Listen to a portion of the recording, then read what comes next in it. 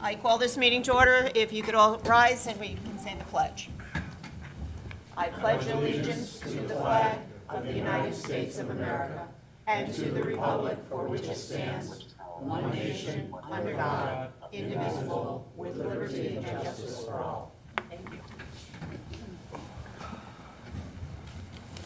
And for those who did not know, Mr. Whitehead is with us on the speaker here, so he can, if you would like to say hello, Mr. Whitehead. Hello, Mr. Whitehead. Good evening, everyone. Unfortunately, I can't make tonight due to a medical issue, but I'm glad to be here with everyone, even if it's just vis-a-vis conference call. Wonderful. Thank you, Mr. Whitehead. Okay. So, good evening, everyone. As some of you may know, this budget process has been different than in prior years. This year, we asked the superintendent to share information with us that we hadn't seen in the past. The request of the building administrators, department heads, and all those others involved in the budget so that we could all better understand the needs of the district. I think we now have a better understanding of Mr. Medancy's starting point of building what became his budget that we have in front of us now. I want to thank Mr. Medancy, Mr. Pepe, Mrs. Mallett, and all the staff members who contributed to this work. It is no small task, and I thank you for all your efforts. Different, too, this year is that we waited until the governor announced his budget yesterday before tonight voting on ours. Our numbers did change with the magnet school tuitions, not for the better, but now we can take action knowing what the governor did change. At our last meeting, I asked all of the board members to sharpen their pencils to see if there were any areas that we would be able to improve upon. Tonight, we will discuss all our findings and vote on a responsible budget which meets the needs of the students while being fiscally responsible to the citizens of Southington. So with that, I would like to open the discussion. Mr. Williams, I'm going to turn to you as the vice chair. If you could start us off, please. Sure. So I've got a couple of items I think that we should take a look at, primarily driven around operations and an operations mindset. You guys know that's my background, so it's kind of what I dig into the hardest here. So first of all, a couple of items based on like rate changes and some utilization. One, Mr. Medancy, the MERS adjustment, we were at 18%, I believe, but the town's at 16.8. So I would hope that we would be in favor of making that adjustment. That's $203,400. Moving on down from there, I was hoping that we'd have the magnet school tuition adjustment, but unfortunately that wasn't available to us. That would have been $180,000. But Vento busing, as far as what our current identification is for students, can you remind me what? So we had 29 students last year. We currently have 19. So, and based on the current expenditures this year, we felt comfortable reducing. Remember, last year we had to increase substantially because we had a large overage in that account based on the number of students we had. Okay. So I believe based on the current identification, it's been, we believe there's about $100,000 of potential savings there in that line item. So I'd like to identify that as an opportunity to make an adjustment. The next one would be the electricity rate. There's an opportunity for us to lock in at, I believe it's a 0.098 something percent. Correct. Okay. So, and then the savings tied to that would be approximately $76,000. Correct. Okay. And then moving on, I think we need to take a good look at a couple of our one-time projects, and we should, one, take a look if there's any of them that we would like to defer, and then also if there's any opportunity to perhaps, I would ask Madam Chair if you would talk with the Board of Finance and consider if there's an opportunity to do one-time funding for these out of the rainy day fund. Those being driven by the mandate-driven HVAC, which was $276,000. There's an item in here for the gym floor at $48,000, the dark room for $37,444, the boiler flue for $22,000, an office for $13,000, the split room for $8,000, and the chiller fence for $5,875. As far as items, the acoustic panels at the high school, I don't know what everybody's thoughts are, but personally, I think that's an opportunity for us to look to defer that until the next budget cycle. Mr. Medancy, or I don't know if you want to speak to that, or if anybody can speak to. So they are in dire straits. They've been repaired, and they're kind of just hanging like decimated linens off the walls. I don't know that I would call them acoustic panels at this point, more than stuff on the walls. And so part of what, in that acoustic panels within the budget, there was actually a plan to try and do just certain rooms at a time, not to do all the acoustic panels in the high school at once. So this cost was only associated with 1 to 2 of those rooms, and then so next year we had already put in, or anticipated putting in funds to do the other rooms that would still need to have that done. Okay. As far as painting walkways and basins as well, catch basins, is there opportunity for reductions there? Yes, I mean, it just would mean that there'll be less either basins repaired and less painting occurring. So I would also recommend that we make an adjustment, look around $30,000 or $40,000. Let's see where we end up tonight, but I think there's an opportunity there. And then one last thing I want to present to everybody, and I'll pass this around. I ran some numbers and based off of some feedback that we received on technology. Thank you. Yep.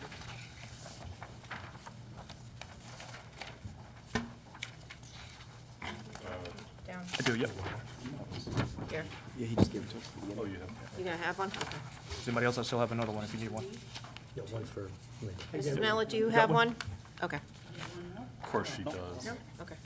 So based on some of the Q&A and some of the back and forth with technology, I believe, and shame on me for not realizing this, but I believe that we are using 2 different types of platforms as far as devices go, both Windows and Apple. Yes. I have to imagine that there's a pretty significant opportunity for savings if we were to switch to one versus the other. That's correct. So given that, and I know I had asked for some of the data to get an idea of what those device costs are, and if you look at the table in front of you, what you see, the top line, the top part of the table there is what's currently in the budget. That's what currently was presented to us. If you go down to we'll go to just the bottom chart. This is where I think that there's a good opportunity here for us. So given the numbers that we were presented, if we were to switch to PCs, there's an opportunity for us to get also additional savings on the cost of Chromebooks. Correct. And it's $100 a device. Correct. So when you're talking about 1,500 devices in a cycle, that's significant, right? Plus an additional, I guess it's like $300 or so for the PC conversions as well, for the Windows conversions. So when you look at the table, what I'm proposing is, I know in talking and getting some feedback today from Tyler, and I appreciate it, I understand that we replace 500 devices at a time per grade level. And so the plan here is 1,500 across 3 grade levels. One of the opportunities that we had this year was using the $248,000 that was identified in the Apple lease line item, where we could use that to offset some of the cost. So what I would propose is that we make the conversion to Windows devices. And doing that, if you look at the staff quantities for 150 devices, the annual savings there is the cost on that line item is $132,750. So that's about a $30,000 savings from what was currently presented to us. And then if you look at the student devices, what I would propose is that instead of doing 3 grade levels, that we adjust that to 2. So we take advantage of the $248,000, but I do recognize that we want to cover 2 grade levels at a time. It makes sense when you talk about software rollouts and whatever across grades. Doing that, we would save ourselves a total of $356,250 from what was presented. And you can also look out, you can see what the year-over-year savings, it looks like there's about a 4.5% price escalation or cost escalation year-over-year. So running those numbers out every year, it's $127,000 next year, $133,000 below the year after, $140,000 after that. So I think it's a good opportunity. And then also what I did in this analysis was I took that 150 that we would be taking out of this year, the 500 devices that I removed from this year for this scenario, and just kind of peanut buttered those across the next 4 years, and you can see again what those costs roll out to be. So again, it's still savings year over year, and I think it's a good opportunity. It also has to provide some level of reduction in the task load that's being demanded of our staff. Just in the process of trying to roll out updates on one platform and then another platform. I would also think that there's opportunity in the future, once we roll these devices all the way out, we make the full conversions, to find additional savings. I know that's not instantaneous, but I would hope that we would look to identify those over this year and try to find those before the next budget cycle. And with that, those are the items that I identified. So, Mr. Bedancy? So I recognize the savings, and I appreciate it, and it's much needed, right? I think it'll be important for us to support the teachers with professional development who have, when we first started with MAPS at the inception of giving staff devices, it was because of the Apple lease. That was the funding mechanism, which is what started us with Apple, right? But I will also recognize that over time, our newer staff members are not given Macs, they're given PCs, and that's all they know. So that's how we ended up right now in two separate operating worlds, if you will, in terms of Macs and PCs. And as you would imagine, just like it is in people's homes, there's a preference to one over the other based on maybe what you're used to. And so it'll be important to support teachers in the learning curve of what's the differences in the operating systems of Macs versus PCs. A lot of what we use in terms of Office 365 is web-based, so it doesn't look all that different between a Mac or a PC. You are correct in that sustaining staff replacement with Macs over time is not cost-effective. And so I don't necessarily have a problem with that other than making sure, and that's on us, that's not a board problem, to make sure that we appropriately support staff in that transition Yep. to PCs. But the reality is, there's a large percentage of our staff, given staff turnover that's occurred over the years since we started with Apple leases, that are already on PCs and doing their job very well. So, I mean, they've proved that that can still occur. Sure. At this point, it's more of a matter of the learning curve and the preference maybe, and I do think we can manage that. Could I just ask you a question? Did you add up, do you have a total for us of what that would add up to? yeah, so the total savings on those line items, stand by, is $1,048,833. See that one more time. $1,048,833. Thanks.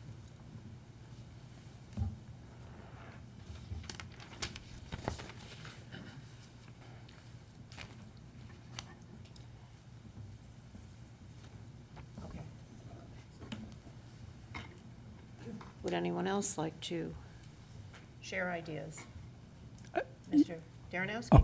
Go ahead. Yeah, at the last meeting, I had asked to look at the opportunity for a Ohio plan. I haven't heard anything back. I just wondering if, Sure. So in looking at that, the Ohio plan, there's multiple layers now compared to back when that was a popular option for districts, I want to say early 2000s, mid-2000s. One being that we're self-insured. The upfront cost, because part of the Ohio plan is people that retire early get to keep their health insurance. And so there's a cost, as we know, to the district for families, or it would more than likely be couples or singles on those plans. It wouldn't necessarily be families at retirement age. Possible, but not likely, right? So we know there's the upfront cost associated with that.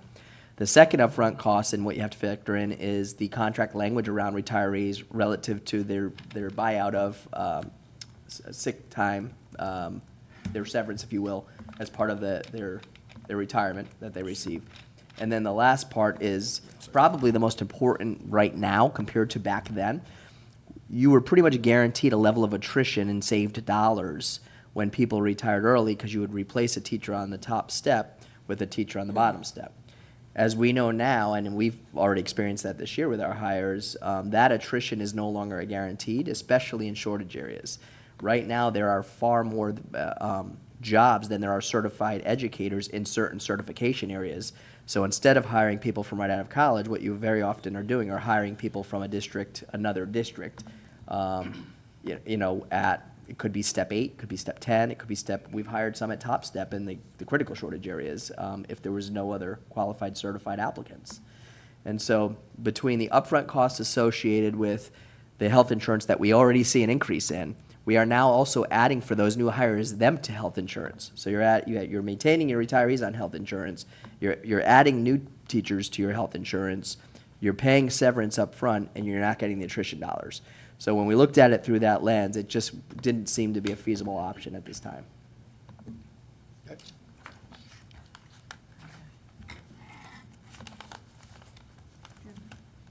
You? Not yet. Mr. Brown? Yeah, I applaud the list that we just got. There's two points I'd like to make. First one is that we have a crisis. And it's a crisis that I don't know if the public fully understands unless they have kids in school. We have more substance abuse problems, more mental health problems, more suicide attempts, it's a long list. I just met with someone today who told me that in one location alone in Southington right now, there are 20 cars, all of which have families in them, and they're homeless. And many of those cars have children who go to our schools in them. They have problems they bring to school that we just never saw before the pandemic.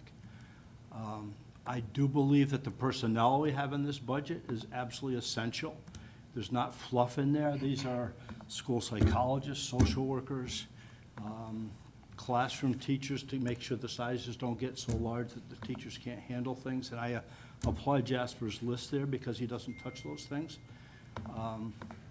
We are the advocates for the students, especially the students who don't have necessarily as much family support as some of us were fortunate to have. The second thing is that I attended the new Board of Ed member conference, and the question was asked of the head of CABE when it comes to budgets, when it comes to the responsibilities of a Board of Ed. He said clearly that number one obligation of a Board of Ed statutorily was to pass a budget that met the needs of the students. We are not the fiscal body, we are the education body. There's other bodies who will look at the fiscal, the ability of this town to pay, et cetera. I'm gonna say I would support what Jasper's mentioned there. I think he's in the ballpark of what we need. We've been kicking the can down the road for years for a number of reasons. I don't want to get into the politics of all that. But the primary focus of this Board of Ed should be the students and helping the staff we have to best handle the problems they have. So I would support what he's suggesting. Those Hopefully it doesn't reductions? include personnel that are essential. I do have a question about one personnel person, but the AB, get the initials right, BCBA. Yep.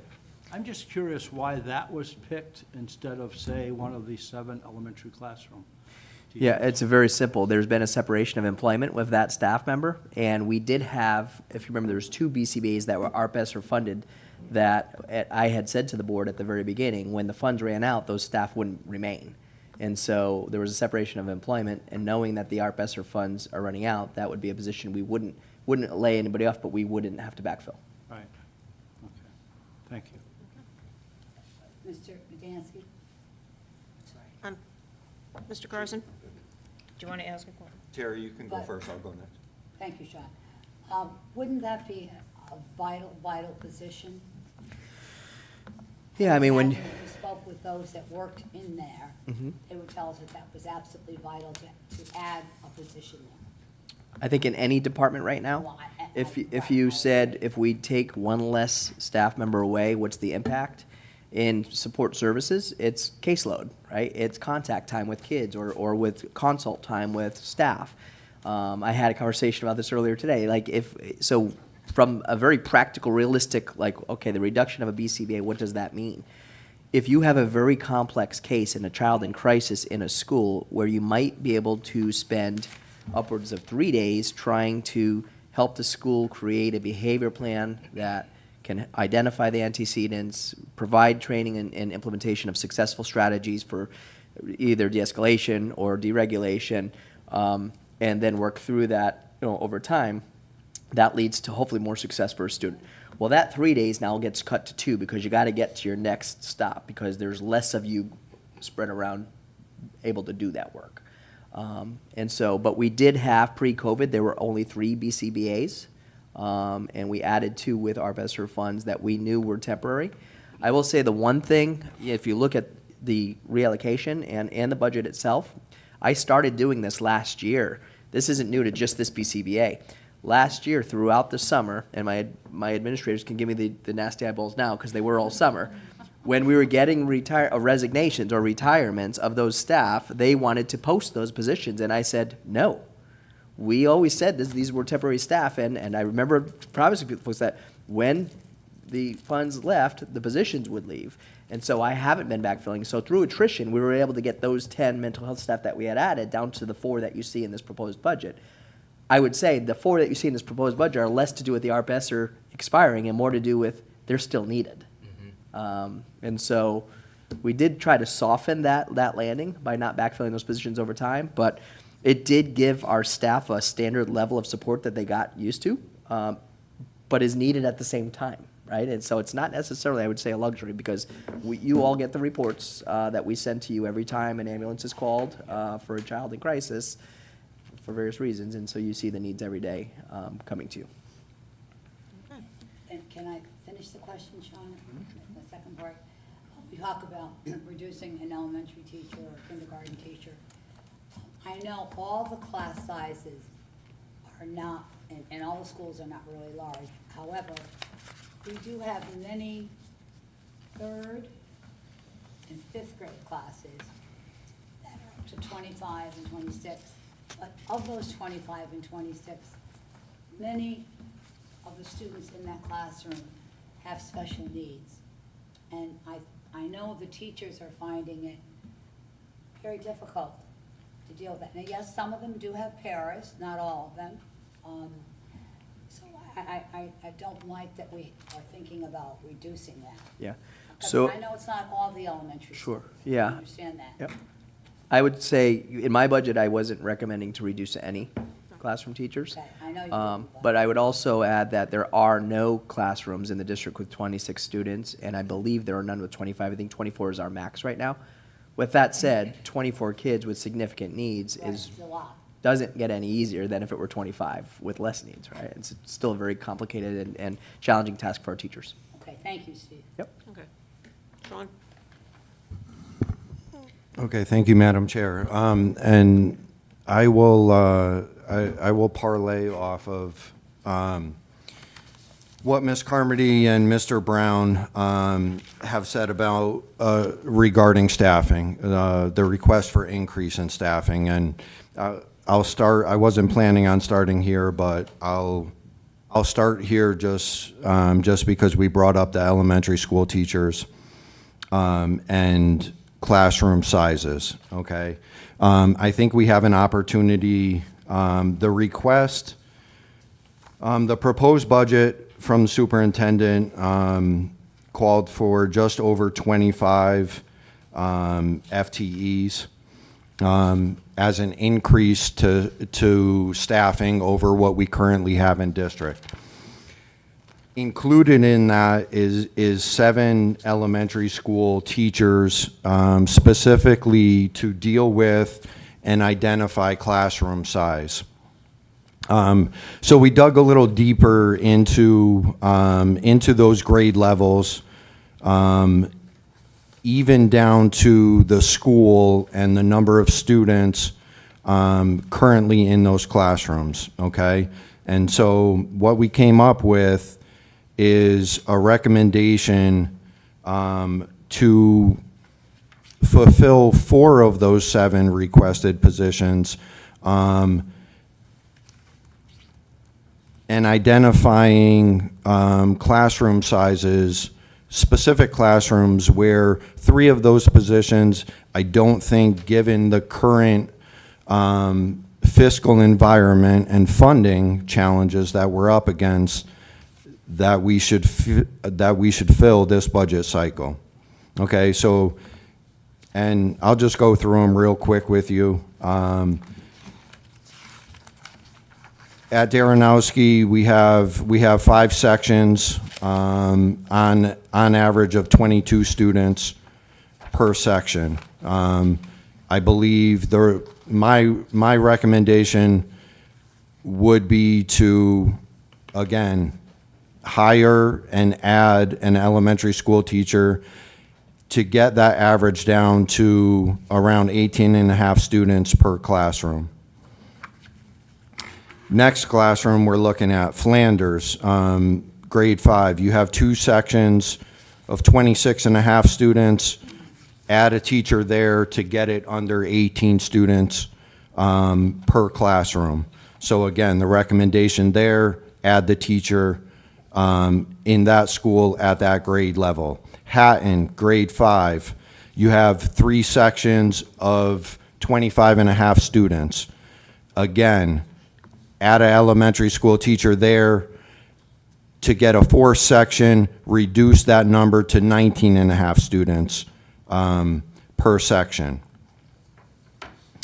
Kelly, we have 2 sections in grade 5 of 29 students, okay? Again, take advantage, add an elementary school teacher, and get that 3rd section to reduce those numbers below 20. I think where the opportunity is what are we looking at? South End, grade 2. Okay, we have 2 sections currently of 22 students. I do not recommend that we add an elementary school teacher there. That would give you, if you do add it as requested, as proposed, that would give you 3 sections of less than 15 students in the classroom. Again, grade 4, we have 2 sections of 23 students. Adding a 3rd section and adding another teacher would get us to 3 sections of 15 students per section. Again, not recommended. So that's kind of the analysis and the breakdown that we did in trying to arrive at an opportunity to save some costs and not add more staff in this budget cycle than what's absolutely necessary.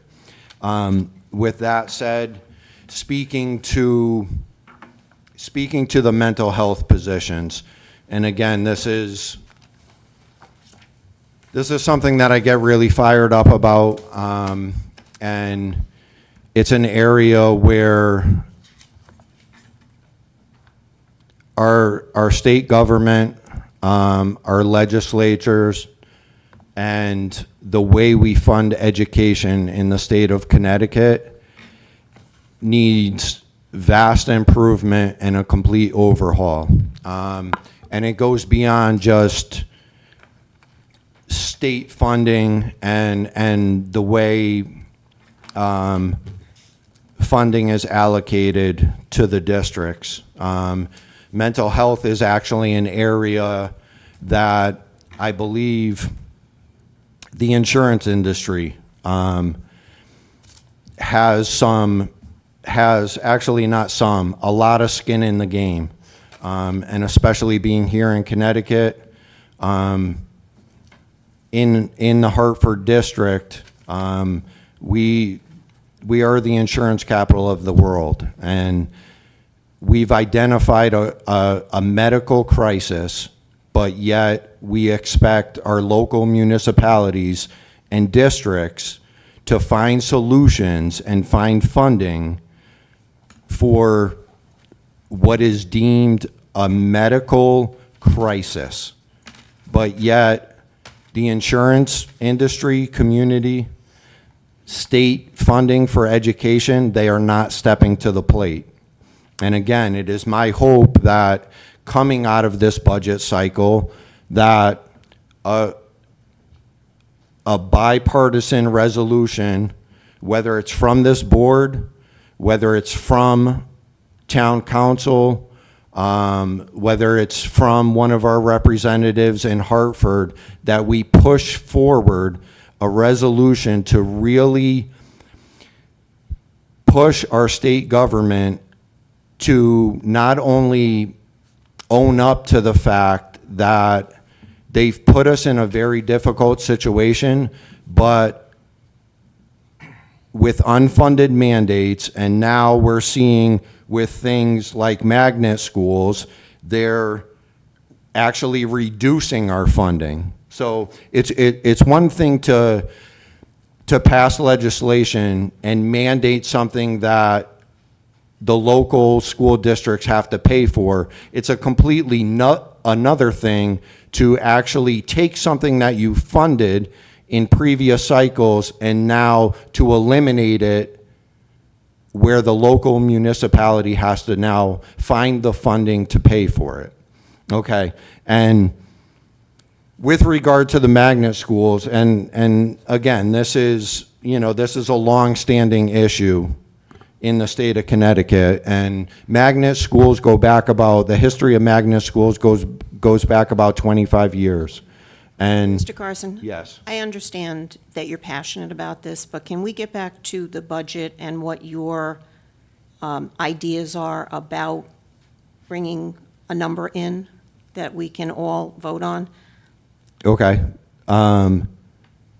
So aside from my comment, without getting I know you're. tangent about magnet schools. I know you're Okay. passionate about that, but you were talking about staffing, so could you continue with what your thoughts were? Okay. With staffing, please. Okay, so my thoughts with staffing regarding unfunded mandates. Everybody's familiar with the pre-K 5 and the Burr babies that we now have within the purview of the district, and we have to provide teachers, education, and classrooms for these Burr babies. Okay? So, and again, an opportunity in the request for additional funding, specific to pre-K, we have a request for a pre-K teacher, pre-K OT, pre-K PT, pre-K SLP, and 2 pre-K paras. My recommendation is that we try and leverage our staffing to the best of our abilities and reduce both the pre-K occupational therapy and pre-K physical therapy positions down to half FTEs. And I'm hoping that that's an opportunity that the superintendent, working with administration, can realize. With that said, I'll move on to my thoughts on the mental health. And again, the mental health, without going line by line, I believe the mental health ask was 7 FTEs. My recommendation, again, because we need the state that has done the research and done the studies and funded these positions during and coming out of the pandemic to now extend or return that funding to pay for these positions. And until that happens, my recommendation is that we try and control it to the best of our ability, which for me means not funding this budget cycle for a proposed psychologist, social workers, and the stellar teacher.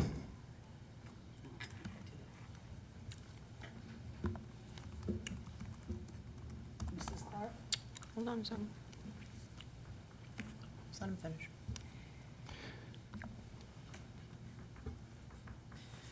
Are When done, you Mr. say Clerk? social workers, are you referring to all of them? No, we have, 2 in the budget. yes, correct. We currently have a social worker on staff that was funded with ARP ESSER funds. My recommendation, as you've proposed, is to roll that into our operating budget. So yes, I believe we should keep that social worker. My belief is that to not fund this budget cycle, the 2 additional requested social workers in addition to the psychologists until we can secure state funding for those positions. And I'm sure if I can have Mr. Pepe just offer a point of clarification on the class sizes. Okay. When we were going through the sections, they're not necessarily reflective of the current number of sections. They are the projected enrollment because classes are moving up. So I just don't want there to be that discrepancy.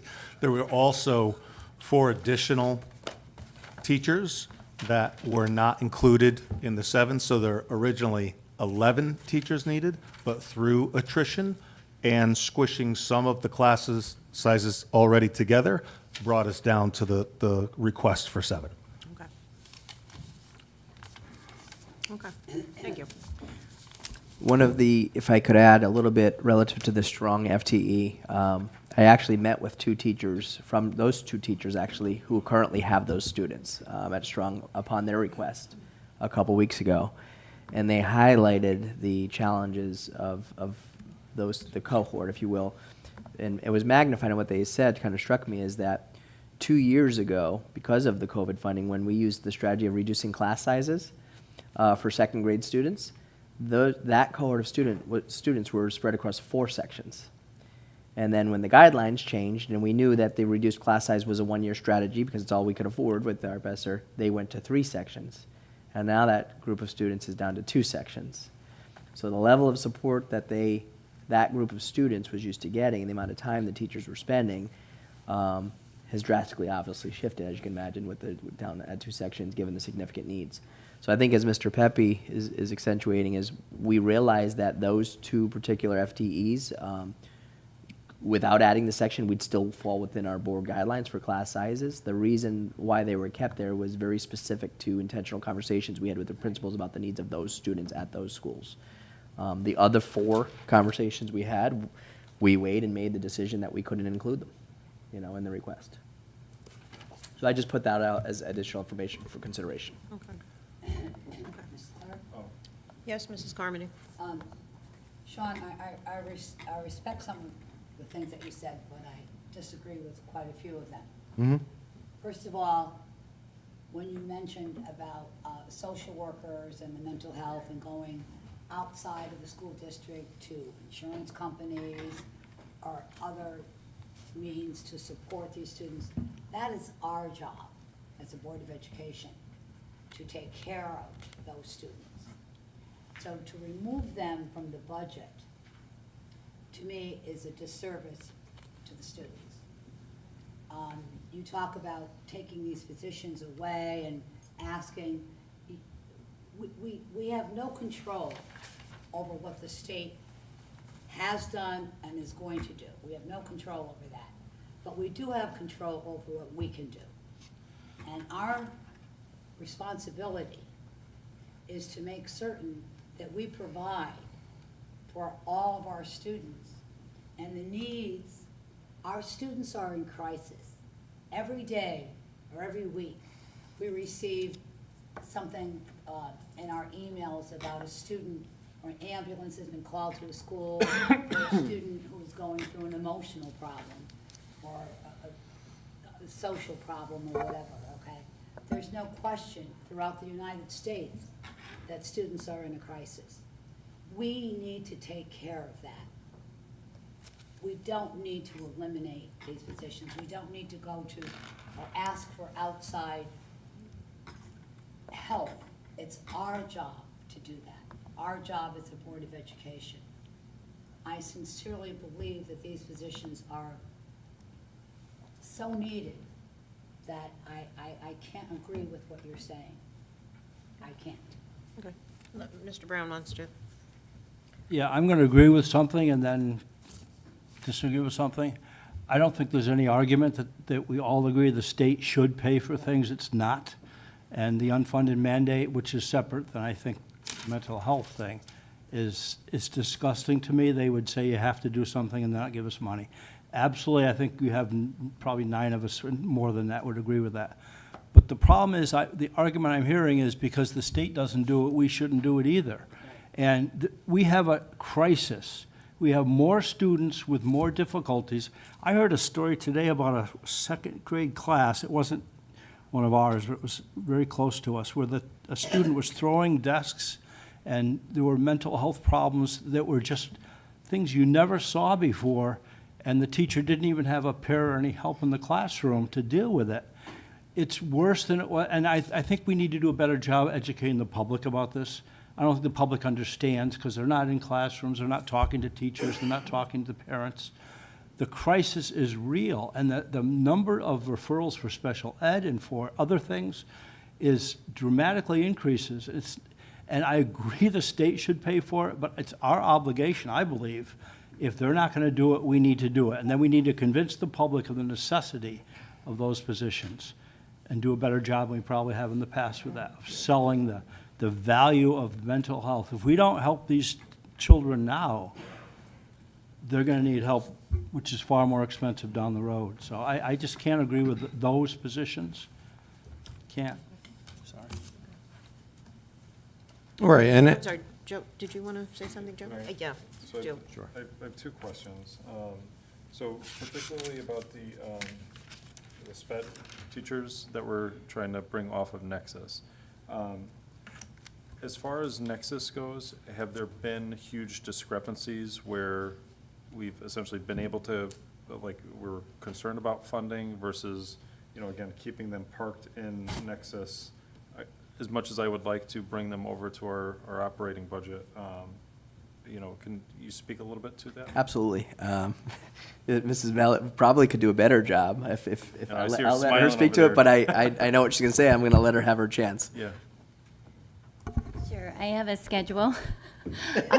But what we realized after some time is that the billings that we are sending to the city of Hartford for the open choice student services that we're providing in district, many of those services are outsourced. So if there's a need for a para, for a one-to-one pairing on an open choice student, we're contracting with this CREC to bring a para in.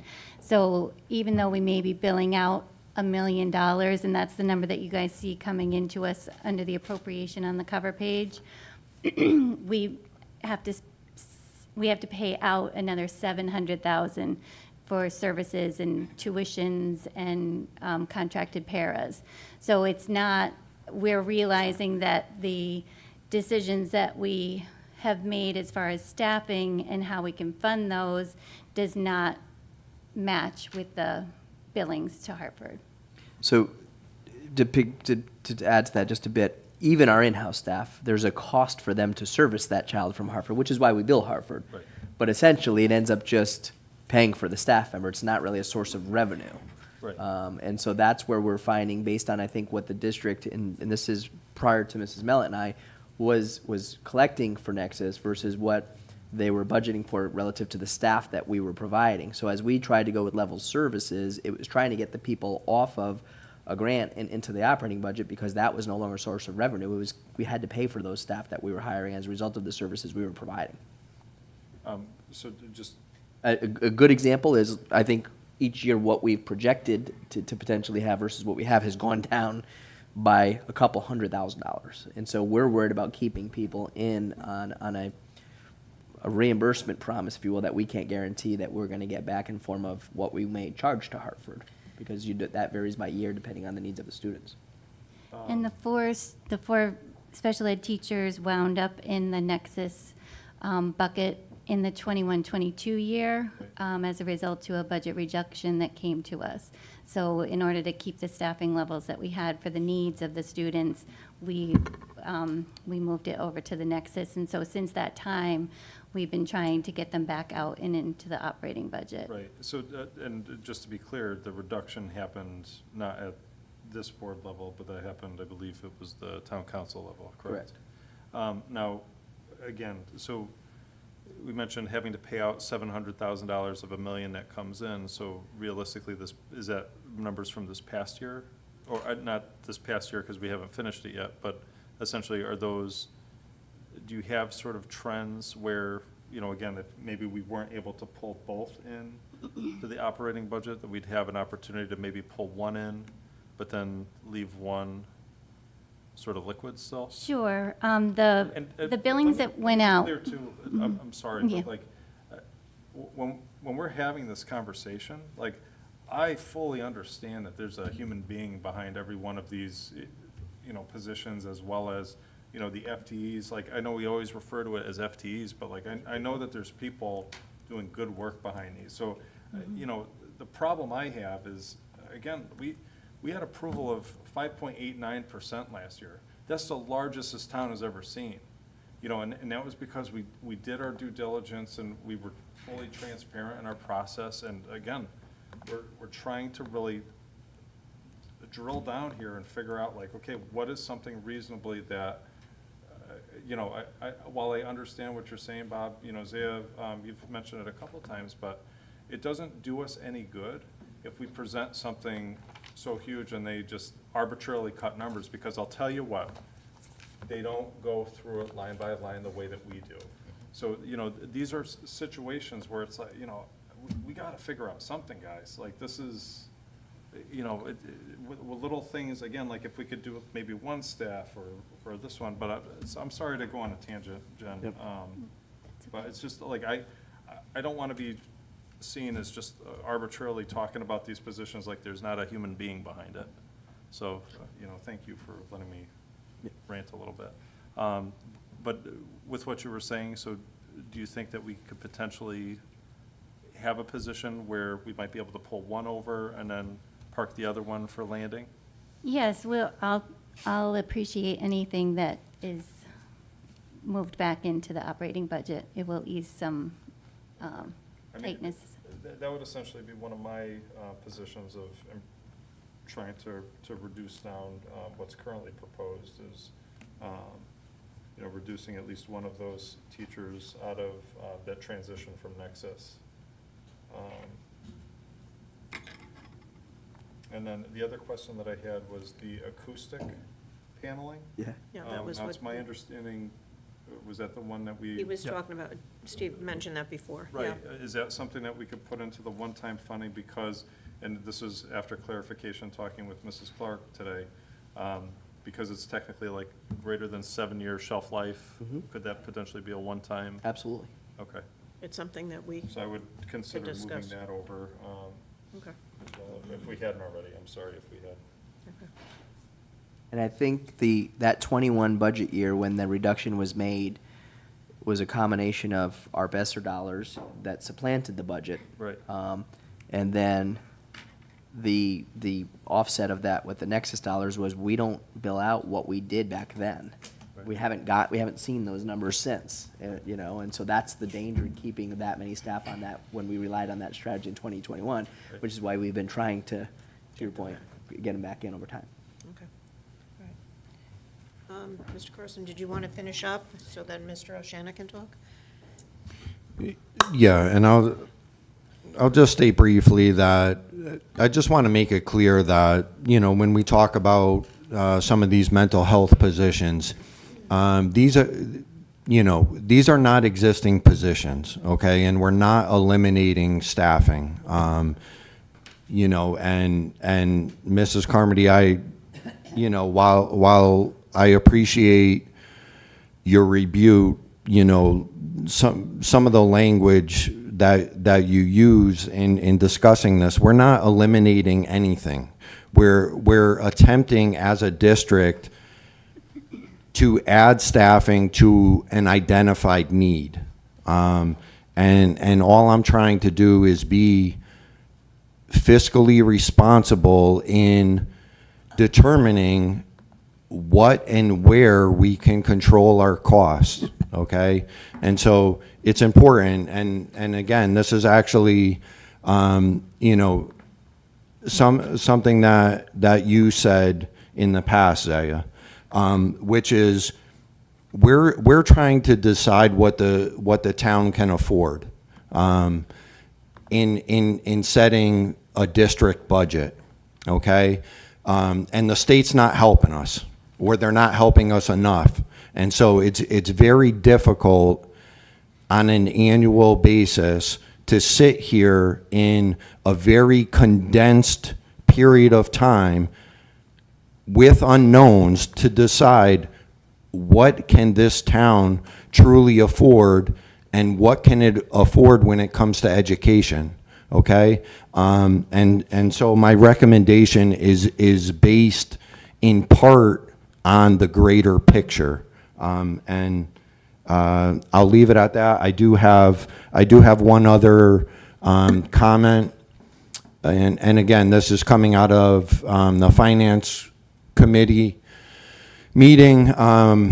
You know, there was discussion in the past about repayment of a $300,000 loan from our food service program back into our district-wide operating budget. And again, that may be an opportunity that provides some flexibility or liquidity to identify some of one-time projects, staffing needs, et cetera. So I just wanted to throw that out there. I'm a little weary of calling on that loan, especially considering the discussions that we've had in Finance Committee. But it may be an opportunity that as we roll into the spring, we can see how our food service program is performing and possibly call on that money for in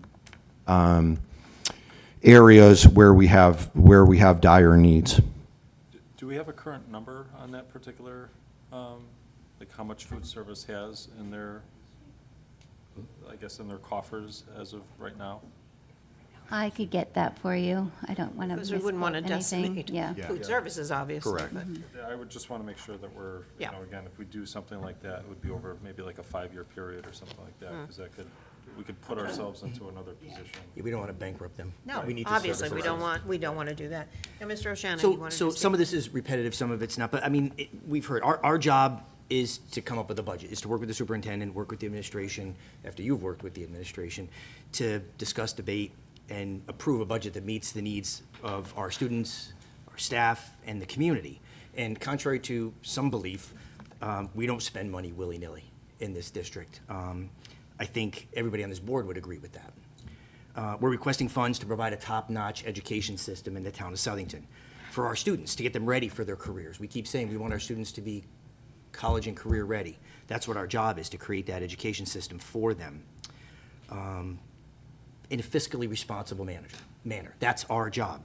And I don't think there's anybody on this board that wants to cut on this budget. I don't think anybody would sit here and say, oh, if we didn't have to, let's leave it, let's cut, if we didn't have to.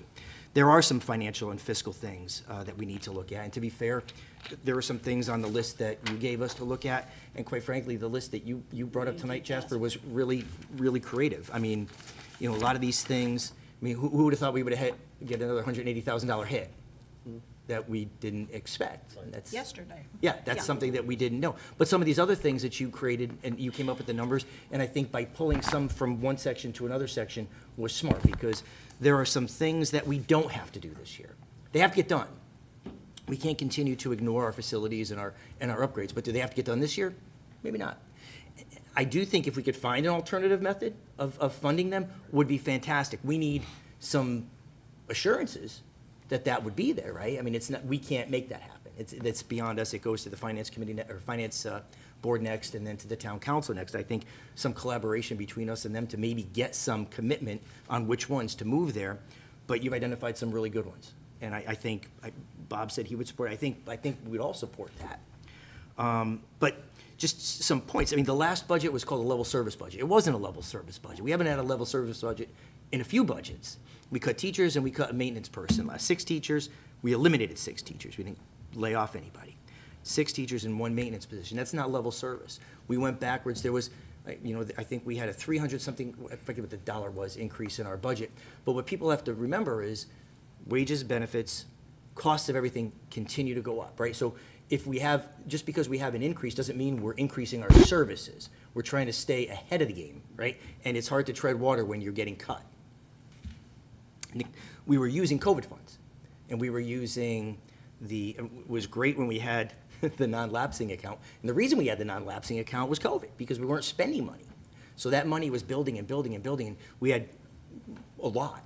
And we were able to use that money because we weren't using it in the education system. We were using over time to fund things that we needed. But it's not there anymore. I mean, we can't use one-time funds anymore because they're not there anymore. So by using those funds over the time, I don't know if this is the right terminology. I think you've used this before, Steve. We've dug a little hole. And we've got to fund our way out of that hole somehow just to get level to where we are. And I don't think we're there. The creativity, again, I said it, to talk about either the rainy day fund or whatever it is a great way of looking at this. And I think we can do that. I don't think cutting, we talked about the crisis, Bob, Terry, Dave, the crisis, the mental health crisis. It is a problem, and I don't think we can rely on anybody but ourselves. We're responsible for students in our district. We need to provide them with the services. I hear stories, we all hear stories about what's going on in classrooms. I know teachers that are experiencing this on a literal daily basis, being hit, being choked, having desks thrown at them, having chairs thrown at them. The kid's back the next day. We teach, we have to educate. Part of the problem is that as those sorts of disruptions are happening in a classroom, what about the other 23 kids, 22 kids? Who's winning and losing in that? Well, nobody's winning, everybody's losing, because that poor student needs help. And those other kids who are not getting educated because the class is disrupted, or you have to evacuate the classroom to deal with the situation, or you have to bring in the ambulance to deal with that situation. Our job is to educate kids. Your job is to educate kids. Our job is to give you the tools to do so.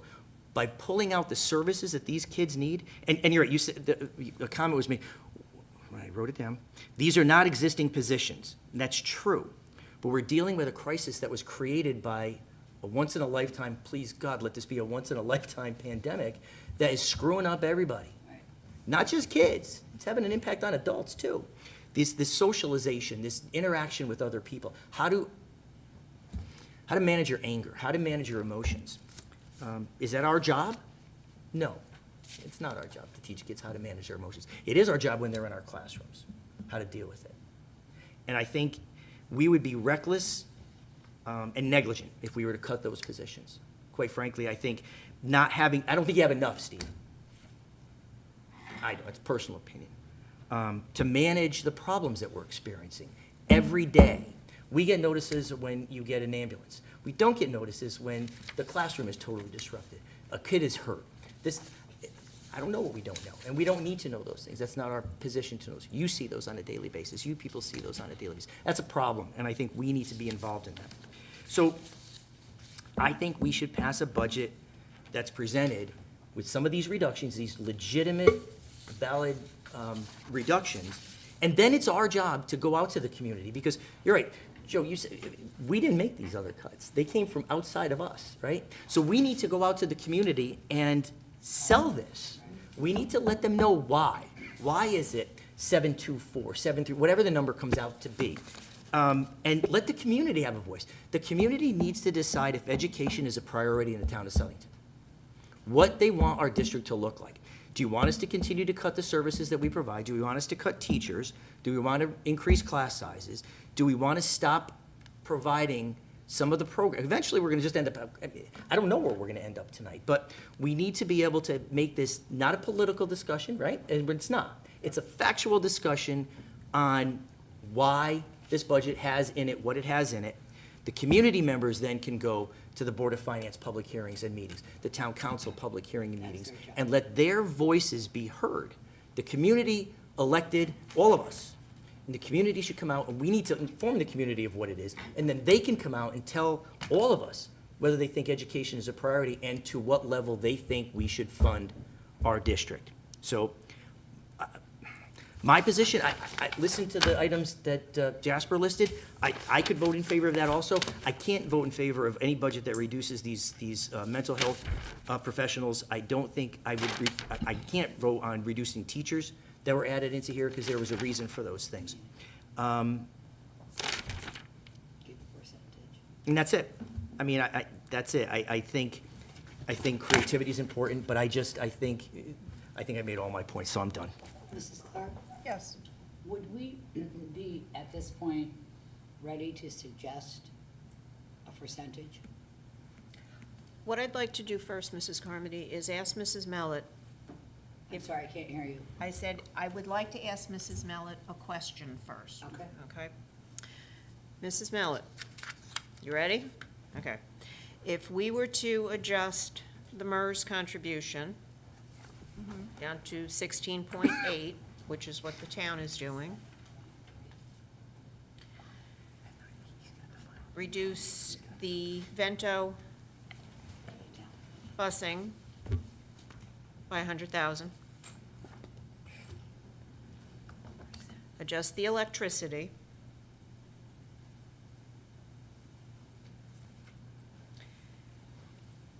You got those? Okay. And then remove the HVAC, the gym floor at the high school, the dark room, the split room, C-107. Okay, hold on that one. Oh, I'm sorry. That's okay. Let me get that for you. Do you want the actual? Yeah, if you Yeah. have it, thank you. Yeah, I have it, because that was one of my recommendations. Oh, It's, okay. it's $8,875. Okay. Thank you. Okay. The boiler flues? At 22? 22,000. 22,000. Do you have the dark room? Yes. Okay. Thank you. The split room, the office, $13,030. Office C, 230. Okay, And then the chiller fence for 5875. yes. Okay. And then, We did get acoustic panels? Or? yeah, we talked about the acoustic panels. Yeah, You want to take that Postpone, out? yeah. 27,859? You're right. yep. The painting for 39,250. Okay, And then the replacement cycle with windows. of the 191, Yep, 100? yep. Okay. Well, no, I think we would I was use, gonna say- let's go off the new one, right? So with Okay. the table that I ran, the total savings What on was that? Okay, total 356, 250? Yes, 356, 250. Okay. Okay. Okay, what are we at? We are at 7.27, and Okay. the dollar amount is 118,492,513. Well, say it again? 118,492,513.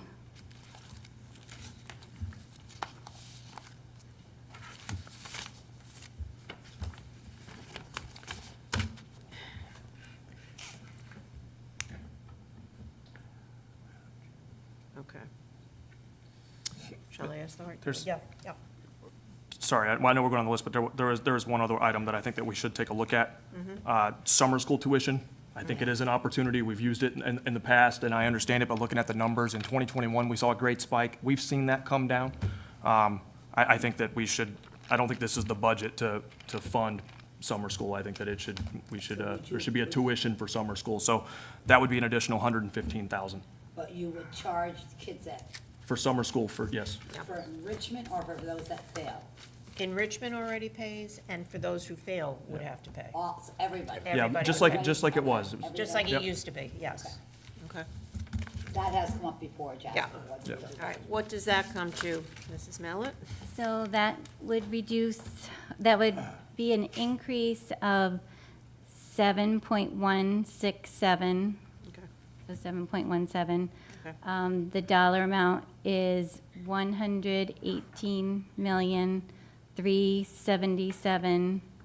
118,377,513. Okay. The BCBA turnover. And a reduction in the teacher substitute accounts.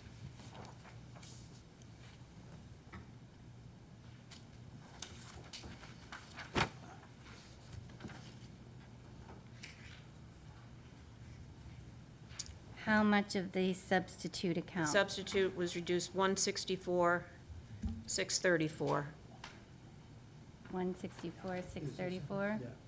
a reduction, yeah. Yep. It's in what what she just recited. Yeah. It's not on, this is separate. I ran that table after, whenever we got some more clarification Which is great. in the Q and A, All yeah. right, just want to make sure. Yep. Okay. So with the reduction of the BCBA and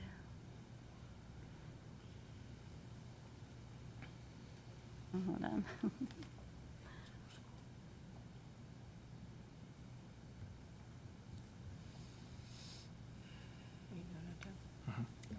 All right, so taking out the 164, 634 for the substitutes and 126, 138 for the BCBA, that would land at 6.9%, Okay. 118,086,741. Okay.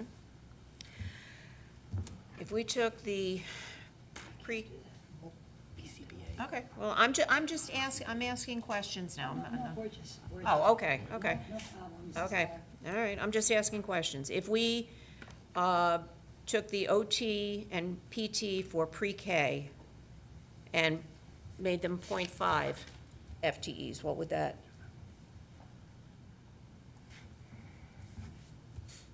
That would take us to 6.9, 118,085, 749. Okay, That's not right. okay, We were just at 118,086, 741. Sorry. So if we were to reduce each of those, 126,000. yeah. Yeah. So you just want to take them to 0.5s, though? right. Yeah.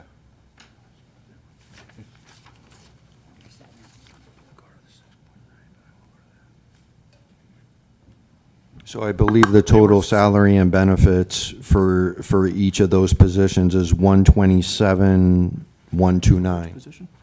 So if you take them to half, The OTs and the PTs. Yeah, I thought it was 63, 565. Yeah, 63, 565 for each position. I think I wiped out the BCBA, I'm sorry. Oops. It only went down 1,000. All right, What's that? It only went down 1,000. Oh, okay. New. Oh, yeah. I'm just writing numbers, and we, Madam Chair? All right, Yes. so, I'm just, let me, if I could finish, okay. let me just Oh, I finish. thought you were done. I'm sorry. No, no, no, I'm not done yet. I'm not done yet. Okay. What was the last, I'm sorry, I didn't get the last number. But she's working on it now. Oh, okay, that's, That's why you don't have. all right, 117, 959, 611, and it says 6.78%.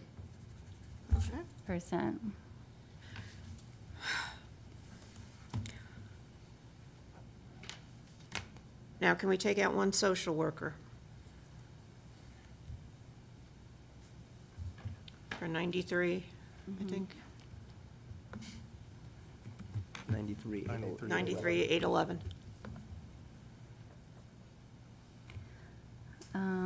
6.70%.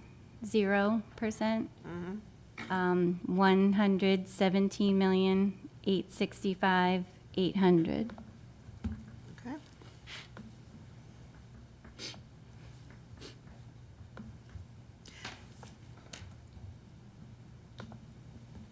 And then the 4 teachers to Nexus, if we can put them back in, I know.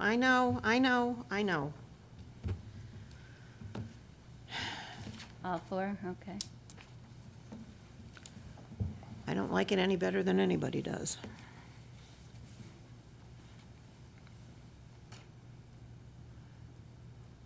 It's 224,000.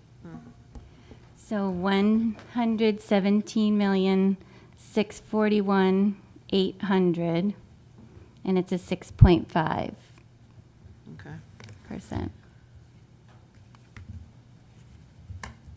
So we have left the psychologist and 3 elementary school teachers.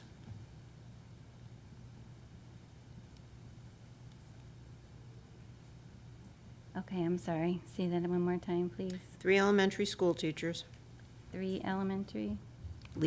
which means we're still putting in 4 more that we were asked for. 83,920 for each.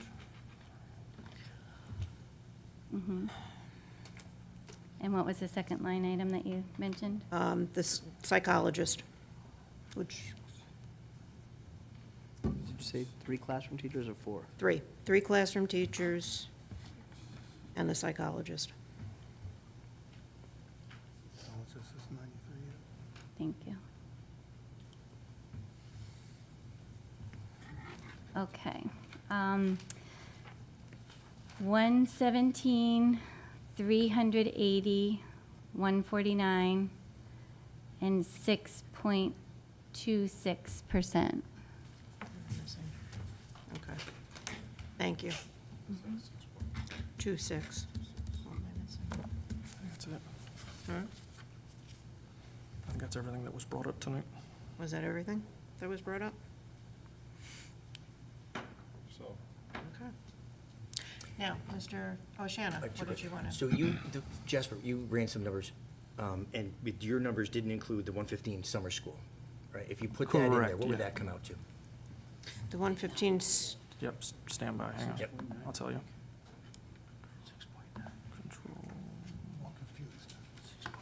Is that, I wrote that, but I'm not sure if that's what the,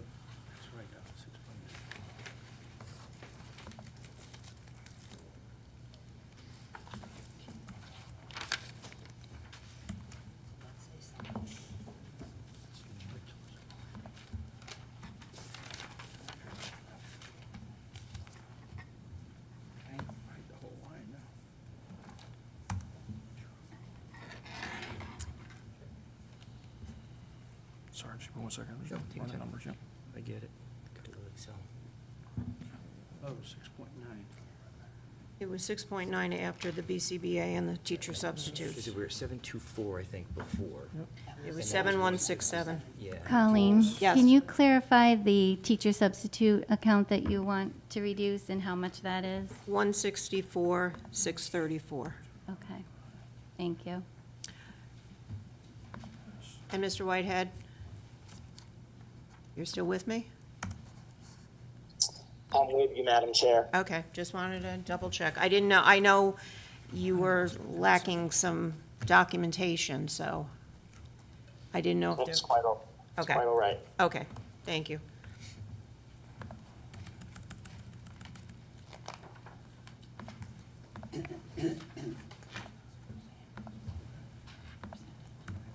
Sorry, just get, We're just letting him run some numbers here, just to double check. just 1 second. Okay. Yeah, just give me a second.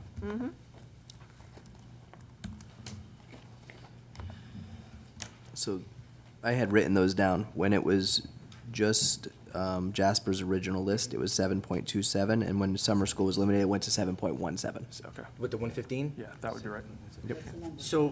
So question, so looking at the scenarios that were just laid out, I guess. Mr. my Oshana, I'm so sorry. I want to just point out that I didn't have a negative on the $13,000 number. So all the information that you've already discussed, the total is 117, 354, 089, and it's 6.24%. 6.24. Do you agree with that, Jasper? Are you also? I think so, yeah. Okay. I'm sorry, Sorry. could you just run, it's 6.24 and it's 117.3, 354, yeah, 089. 089. Okay, thank you. Okay.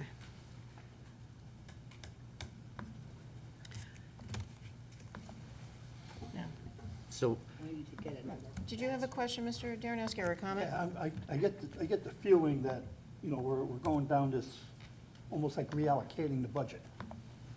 Okay, you know, I think we're pre-sailing the race. We still don't know what the Board of Finance is gonna do, what the town council is gonna do. They're the ones that make a determination of what the town can afford. It's like we're doing their job for them.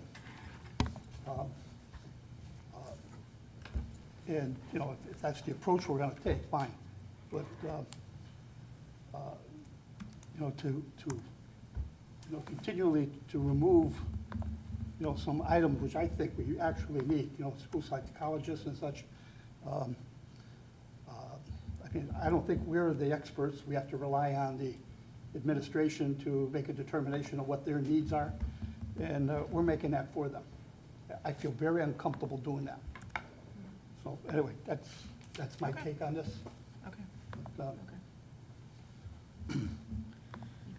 Mr. O'Shannon? Yeah, I'm beyond uncomfortable with it, actually.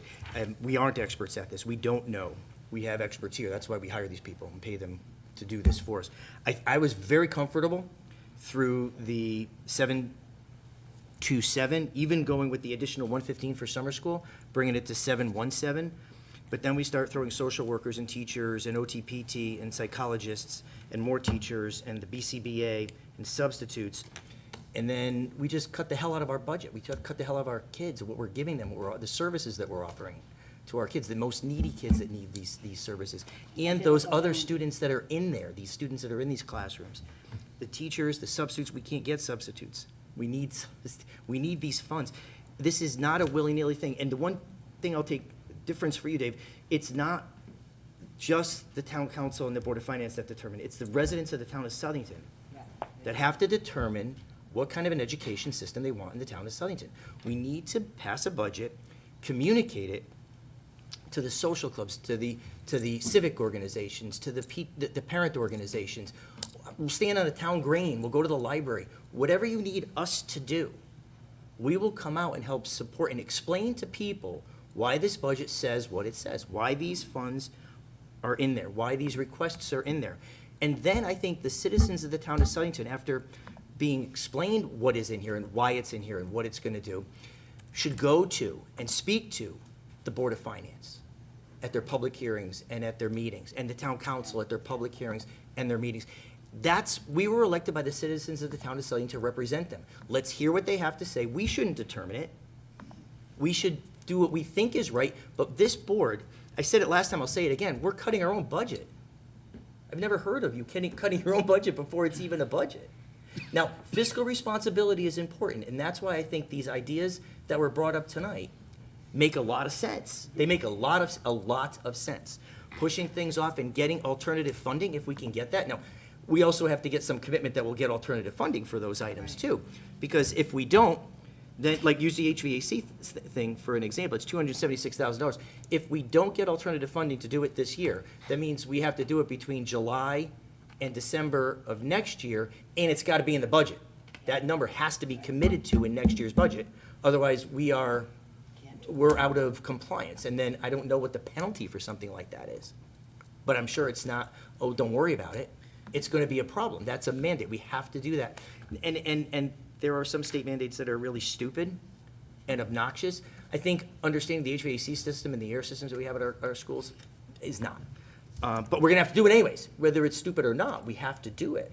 And so either we get the alternative funding now and take it out and make sure that it gets done, or we're stuck with another hole we're digging of 276 to start next year's budget. So I can completely support, if the number is correct, 7.17, I don't know what the bottom line dollar of that was, which identified the items we talked about, plus the summer school reduction. But I cannot, in good conscience, vote for reducing psychologists, teachers, OTPT, social workers, when we don't even, I can't in good conscience vote for that. That's that. What is the percentage you can ask for? It's 717, 717? yes. And so we would be losing positions. We're not losing anything, that's, No, And no. that's, That has nothing. and even. Mr. Williams, you Yeah, wanna if I come- may, right? So Yeah. there's a couple things that have been said tonight that just aren't factual. So let's be very straight about what the budget means, what this budget looks like, and what we've proposed tonight. First of all, a couple things that were said earlier, that we haven't passed level service budgets. We have passed level service budgets. We've made adjustments as required based off of the needs of the district and things that have No, we changed. haven't. I disagree, and I didn't interrupt you.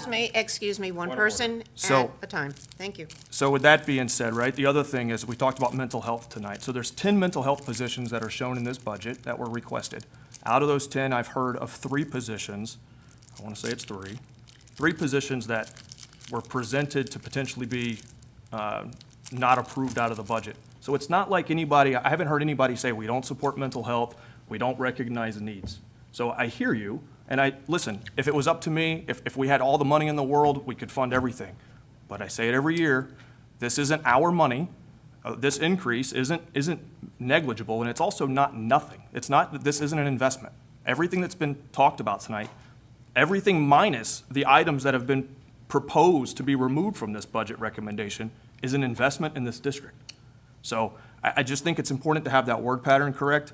I understand the commentary around, it's our job, obviously, to set the needs of what our budget should be. And I said at the last meeting, right, I also recognize the town council, the Board of Finance, they have different things in their purview. But I also know that we know this budget through all the work that the administration has done for us. We've had plenty of time to sit here, go through all the numbers, ask plenty of questions to try to dig into this thing, to understand exactly what we need, what's a necessity, and then we wish we could have it, but this isn't the year for it. We're not talking small dollars and cents here. Again, Sean mentioned it earlier tonight. Last year, it was a 5.89% increase. The numbers that you've heard so far, if we took every one of those and we removed them, you're still looking at over a 6% increase to the budget this year. That's significant. It's $6.8 million. So again, I just think it's very important that we're at least truthful in the word pattern that we're using when we talk about this is a cut. There isn't a cut being proposed by anyone up here tonight. So the positions that were covered by ARP-ESSER have all been recommended to be rolled back in, with the exception of the BCBA, which we talked about in detail, and I think it's the right decision to not have that. You look at the other positions that we are leaving in here, the TESOL teacher, again, recognized because of the language with how our demographics has changed here at our school district. We've got teachers for mandates due to business requirements. We've got the tech ed teacher. We've got 4 elementary teachers. That's not an investment, okay? Again, we've got the pre-K requirement. Many of those have still been left here. We've got paras that have still been left here. We have the pre-K teacher that's still recognized in this budget. And as I said before, we've got the 3 mental health positions that were under ARP-ESSER that have also been recommended to be carried forward. Personally, I appreciate the dialogue. I appreciate that everybody has, I think everyone put their time and effort into this. And I genuinely recognize that everyone believes passionately about their stance on this budget, right? And I appreciate that, and I think that's what makes this board work. We're not all going to agree, and that's every board in the world. So, again, I just want to make that point. So constructive dialogue is very important. I take offense to saying that what I said, or what we said, was untrue. Just take last year's budget. We eliminated 6 teachers and 1 maintenance person. If that's not a reduction, I don't know what is. 6 teachers less in our middle schools, in a program that was eliminated that focused in on our students that need help. Do we know? So that's not level services to start. What happens to the doctor?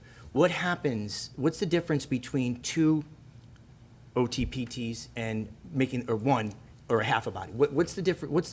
What's the reduction in service between 1 and a half a body? I mean, I'm not a math wizard, but that's like half the time, right? So what happens? Because I think we need to understand the impact. If we vote on something, what the impact of that is. So students that have those services within their IEP will potentially not receive them. And what happens if we don't meet the IEP? We could potentially be legally charged.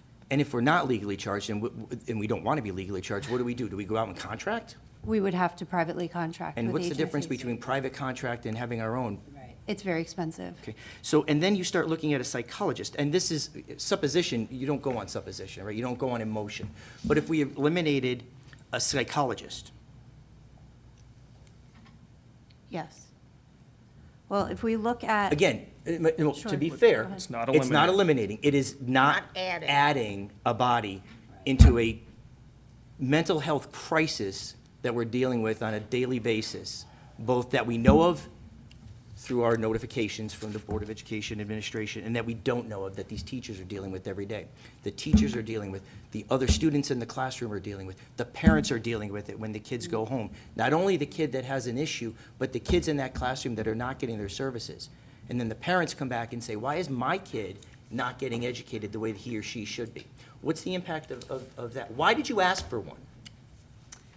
Well, if we, excuse me, if we look at the information that I included in the grid, because Mr. Brown did ask about, are there more students in need of school psychologists over time since 2020, and I just looked at from when I began in the district, if we look at students, particularly in the area of emotional disability, our numbers have increased in the past 3 years, and we're only mid-year right now.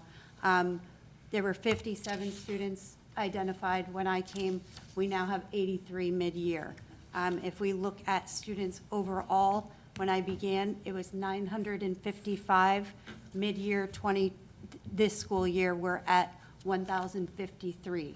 So our numbers are climbing, not just in the area of mental health, but remember, school psychologists service all students with a variety of disabilities, and also they help to identify. So without school psychologists, we cannot do the level of testing that's required under Child Find, which is the law.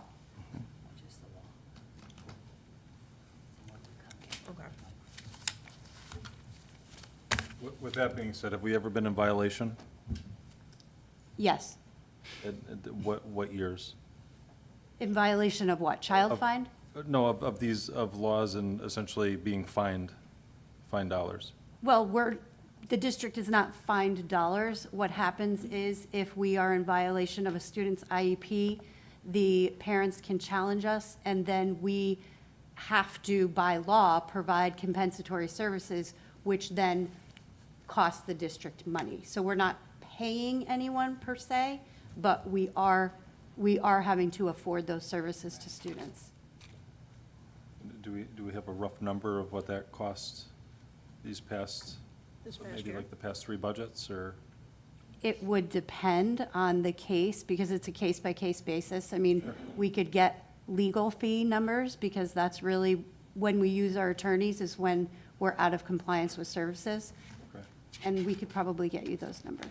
I mean, I'm sure there's that, but then if we have to hire or send them out for particular services, that incurs a fee also, right? Yes. Right.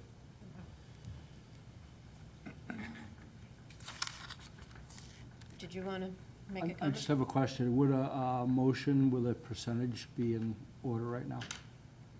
You can make a motion if you'd like, Mr. Brown. I'd like to move that we approve a 7% increase, and I don't know the exact numbers of that. And we use the list that we've heard down to that point, and obviously there's a little bit of leeway between the 1.7 and 0. And I would, well, that's not the motion, but that would be the motion. Well, I think I need a dollar amount.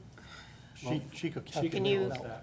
So a 7% budget increase would be 118,192,899.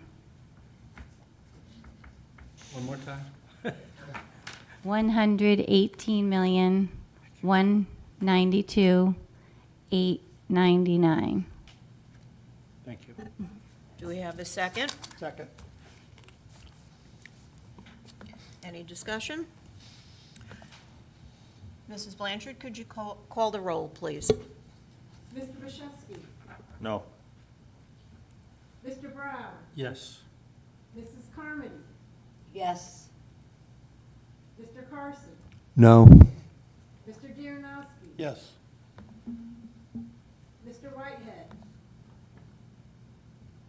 Mr. Whitehead? No. Okay.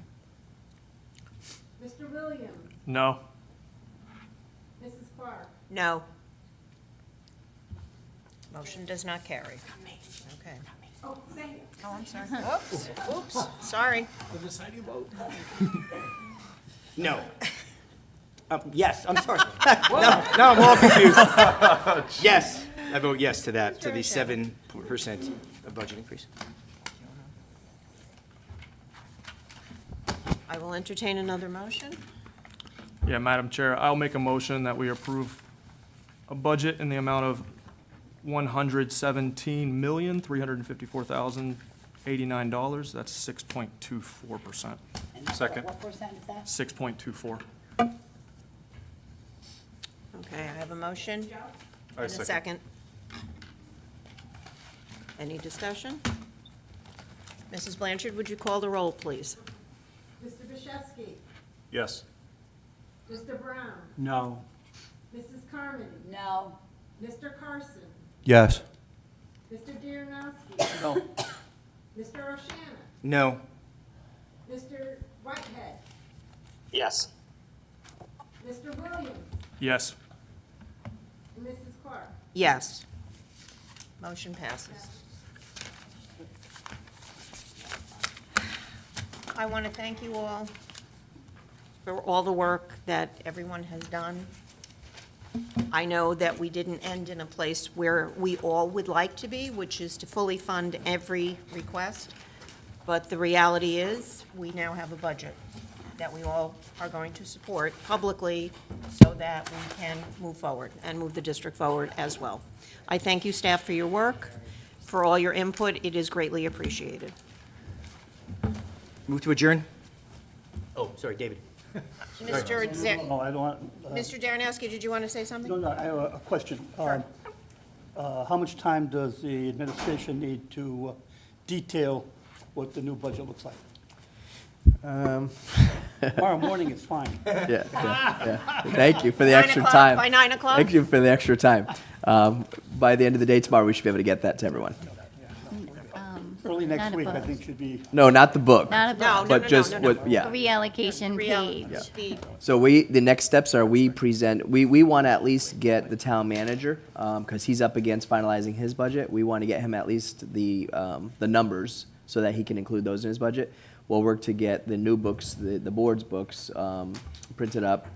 And the next meeting for us is actually Valentine's Day, presenting this budget to the Board of Finance. a big heart on it. I'll have a big have heart. my wife come with Somebody's me. heart is gonna It'll be be like a on it. date. I'm not having my husband come with me. He Can we doesn't need second to. the motion to adjourn? All right, so who made the motion to adjourn? So, move to adjourn. Second. All those in favor? Aye. Hi. Thank you, Mr. Whitehead. Thank you all. Take care, everyone. Have a good evening. Feel better. Feel better. Thank you. And I'll talk to you. Take care. All right, I am